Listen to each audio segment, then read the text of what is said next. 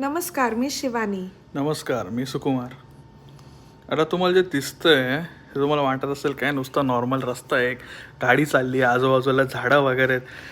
हे तर आपल्याकडचाच कुठला तरी एरिया दिसतोय, पण तसं नसून हा एरिया आपला कॅनडामधला आहे आणि कॅनडामधला हा थोडासा गावभागातला एरिया आहे. आणि हा गावभाग जरी असला तरी इकडे एक पार्क आहे, त्याला म्हणतात रॅटल स्नेक पार्क. तर आम्ही आतमध्ये नाही चाललो, त्याच्या बाहेरूनच चाललो आहे. तुम्हाला हिरवळ आजूबाजूला दिसते मस्तपैकी. या रोडवरून जाताना मी माझ्या बायकोला बोललं की असं वाटतंय आपण अक्षरशः मुळशीमधून चाललो आहे, पुण्याजवळचं. इतका मस्त एरिया होता. अशा ज्या जागा आहेत ना त्या कॅनडामध्ये कमी आहेत, कारण की कॅनडामध्ये कसं असं उंचवटा फार कमी आहे.